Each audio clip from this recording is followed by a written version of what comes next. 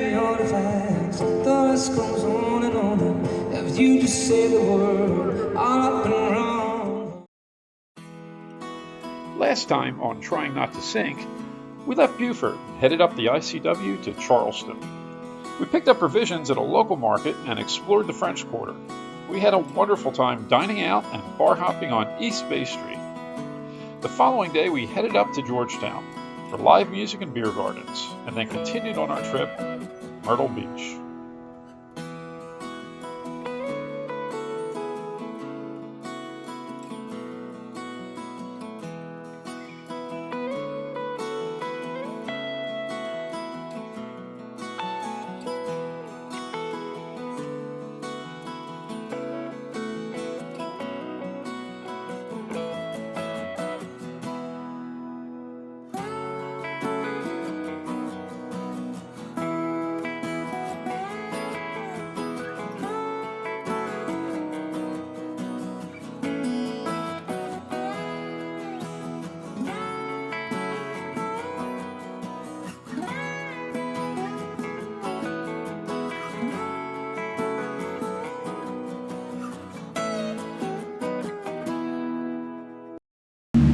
So we're leaving Grand Dunes Marina, where we just spent 2 days here at Myrtle Beach.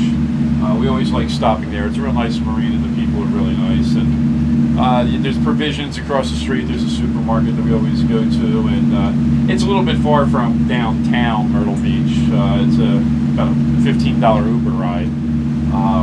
So we went downtown, spent some time, went to a couple different places, came back and hung out at the Tiki Bar here. Met some nice people on the dock, so it was a nice stay. We're on our way now up the ICW. We're going to be inside today. Our goal is to get to Wrightsville. Should be about a 7-8 hour run. And we're going to spend the night in Wrightsville, just a quick stopover on our way up to Moorhead. So that's the plan. Yep, and the grocery store across the way is called Bowles, and it's just a full grocery store like anything else. And the nice people we met on the dock last night was Denise and Steve. Yeah. So hopefully we'll be traveling with them, although he travels a lot faster than us. Yeah. So we'll be the slow dog behind him. Well, see you in Wrightsville. See ya. Here on the ICW North Myrtle. We wanted to be on our way at 8. We're on our way at 8:30 to Wrightsville. Right before the Barefoot Swing Bridge. And there's also dockage on the other side. So that's pretty interesting. And there's the Barefoot Swing Bridge, which I'm having a difficult time finding out any information on height.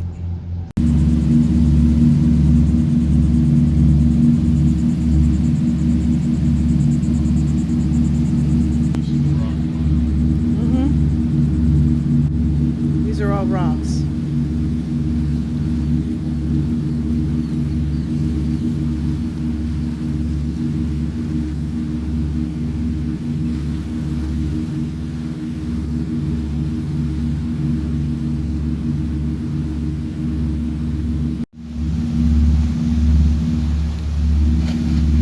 Red marker 16 on the ICW. Rocky.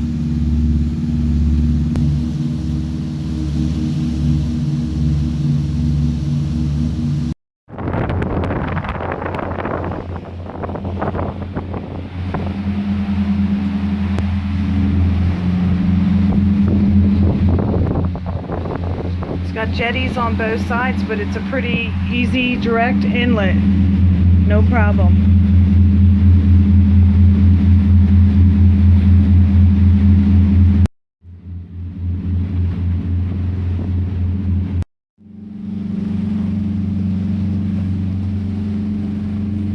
Entering Cape Fear Inlet.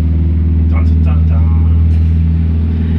With an engine and a half because of propeller problems. Oh no.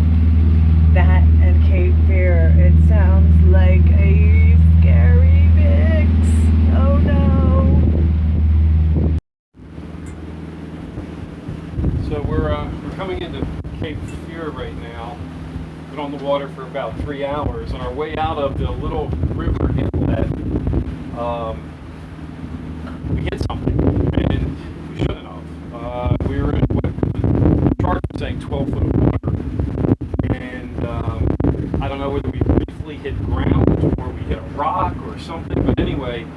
think we need something to our prop, because if I try to go anything above, say, 700-800 RPMs, we get a real bad vibration on the starboard engine. So I've been going for the last couple of hours. I got the one engine at 1200 RPMs like I normally do, and I have the other one that's running about 600. And you know, we're not making great speed, and obviously I kind of have the rudder turned a little bit odd. But you know, it got us to where we're going. We were going to go to Wrightsville. We're not now. I called the closer marina that has some mechanics and you know, the ability to send a diver down and see what's going on with the prop.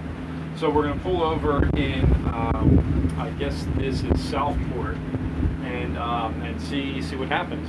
I know something's wrong, that's for sure, because we get a terrible vibration if I try to go any faster than I'm going now on the starboard engine. So, guess we'll see what happens. We'll let you know. Roger out.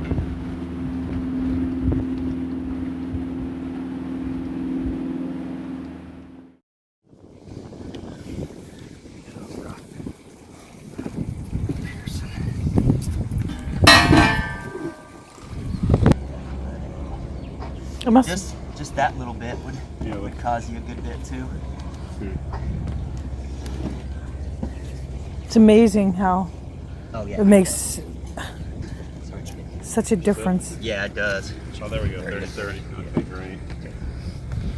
But yeah, I mean, I've seen some come in and they've just, well, we've had a vibration for a while. I don't really see much, but I mean, sometimes they'll bend down here at the hub, so it'll keep its pitch, but it'll just be slightly turned one way or the other. You see that on the bigger props with the slightly skinnier blades. But yeah, you can really see the bend on that here. Oh yeah, check that out. Let me just From this angle? yeah, it's kind of hard to tell at first, but Yeah, that. from this angle Doing here, this it's for a like, yeah, while. it's not even like come over where she is and right. look at it. Yeah. It's just Yeah, you can really yep. One's not like the other. wow. Sesame Street fan, I see. Well, so they match, right? Yeah, they're 30-30s. Okay. Hub distance and thickness looks very similar, so it's not an issue for the two different sizes, and two different sides and such. So. And it looks good. There's no obvious beams or dog ear head, and all the edges look good. So, yeah, it happens. Yeah. When you don't want most it to. experienced boaters in the world Yeah. still run aground around here.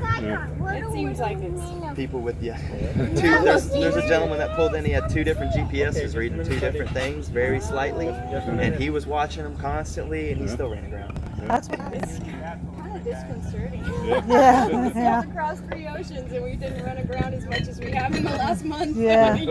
It's one of the main reasons. That's why this was a big pirate area, Oh yeah. because of all the shoals and everything. So there's a lot of stories of the pirates would know the shoals so well, they would run people into them. And they would kind of run them and thinking they were going into a normal area, and then they'd run up on a shoal and do their pirate things. Salvage rights. Right, yeah. I thought that was pretty interesting. It makes Yeah, sense. it is, I mean, yeah. The area's like really shoals. Unfortunately, the bent prop was not our only problem. We took Triton out for a test run, and the vibrations were still there. We brought her back to dock to spend the night. Well, could be worse. Could be raining.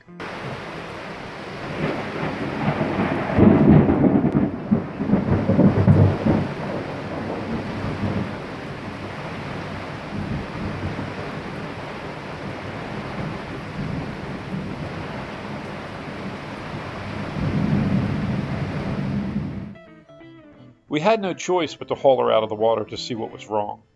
We made a few phone calls, and luckily there was a full-service shipyard a half-mile up the ICW, and they were able to get us in first thing in the morning. Which one we got here? This one. Propo. Shaft bit like hell right there. Right there. Like two shafts bit like hell right there. See how bad it's visible. You see how bad it's Yeah. Piece. So he's got a back piece. I do got a back piece. So he's got a new. Here we are, dude. Yeah, okay. All right, Definitely where it came from. Put that in there. We'll have to move that rudder or not. They didn't when I just had these things replaced, I mean, I just had new seals put in and everything. They didn't have to replace the rudder. They could just Yeah, you have to move the rudder. Yeah. Shaft come out. Yep, Jeff came out without it. We just had new seals, cutlets, everything put in. So here we are on the Heart again. We have her pulled because we have a bent shaft, and we are going to have the shaft replaced. I have a spare. I'm hoping it's the right side. And as soon as they get me blocked, I'm going to go up there and grab my spare and see if it works. If it does, we should be able to get out of here fairly quickly. We are currently having the work done by Zimmerman Marine here at Southport Marina. And he said he's going to do our best to get us out of here tomorrow morning if my shaft is good. So let's keep our fingers crossed. Now she's on the hard.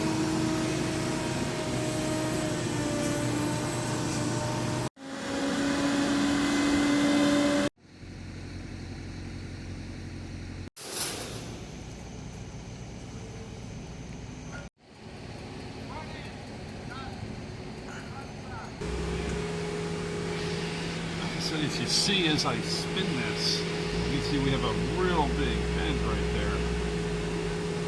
And that's what has been doing it.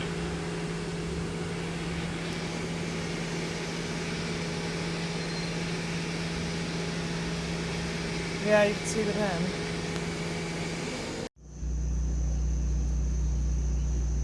So it's 50-50 whether it's the right one. Right? Yep. 50-50.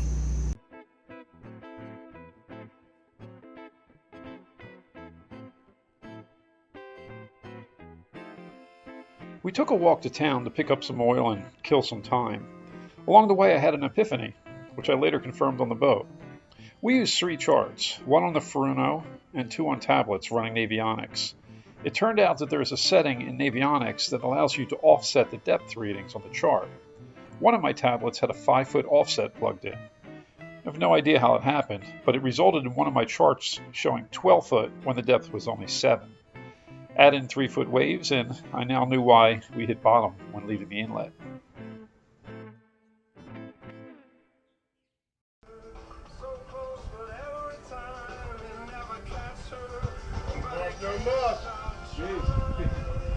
Awesome. You guys are too fast. I barely finished one. Look at Going that. back with the tide. Yep. that. We'll load that back on your boat after we get the boat floating. We'll take it down to dock. All right, I went up in the boat. Okay. Both of these, this shaft and that, and it showed like this thing is wild. It went in and out of the boat is what it did, because see that coupling on the other end, it's got a pin in it, and it's got a big old nut on the inside of that coupling. Okay, that coupling this shaft did not slide in that coupling. Okay, it didn't come backwards or anything like that. This shaft has gone in and out like in the boat where that thing whopped like that, and it's turning. What it's doing is it was pushing your motor mounts and everything, and it was sliding this shaft in and out of the boat, a little bit as this thing was so whopped out. Instead of running true, it's throwing it to one side, and it's hammering is basically what it's doing. And what it was doing, it was working the shaft in and out of the boat against your motor mounts and stuff like that. Because I went in there and I looked at the coupling on the motor. That motor, that thing has not slipped on that coupling. There's no issue up there, where it slipped on that coupling. Now, I did see a bunch of oil under your motor, engine oil and stuff, but I see no transmission fluid or anything like that. And that PSS gland Detroit tend to leak a little. We have to clean them up every few weeks. Well, your PSS gland that you have on there, it looked intact and everything. Because I went to look to see if it had pulled out of the coupling. Okay, that would have been another issue, but it did not. It hasn't moved in that coupling. This was the shaft just going in and out of the boat with that wop that was going on with it. Or whatever you hit or whatever happened, it jammed it in and out. And that's what that happened right there. But it's not pulled out of the coupling. Everything up there is good, and just as soon as I get that prop put on there tight and put the key back in it, we're just waiting on the tide. Okay? Just waiting on the tide. I really appreciate you guys getting on with those. You guys are lifesavers. That's what we do. And I'm going, well, you're just so lucky that you had that shaft on the boat. Yeah. Well, you've been here 3 or 4 days. You know, we got a shop over here that builds that stuff, straightens that mess. But you know, you got to get in the line. You know, we dropped stuff off the other day. You know, you got to get in the line. Well, I'll tell you, your license, because we have a we've been planning this 4th of July party in Philadelphia for the last like 3 months. Everyone comes to our boat for this big 4th of July celebration. We're supposed to be there. Yeah. Stopped it for a day. Stopped us for a day. You know, if it stopped us for 3 or 4, You guys we are would great. for a day. That bend. Look at that bend. Until 2 in the afternoon.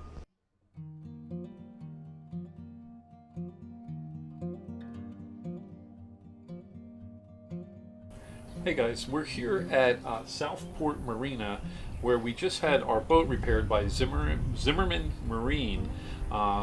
We had some big problems with the boat that we had to get fixed right away, and they were recommended to us by the diver that we had used yesterday looking at our props. Yeah, but I just want to do a quick shout out to the guys here at Zimmerman. They were just fantastic. Steve, the manager, Steve, Jay, the rest of the guys, they pulled off a minor miracle. They got us in and out the same day on a big repair, and now because of their help, we're not going to be late for our party in Philadelphia, and they really saved the day. And I know they probably can't always pull off miracles like this, but they really went out of their way for us. And I just want to say to anyone who needs to get their boat repaired down here in Southport, Cape Fear area, this is definitely the place to go.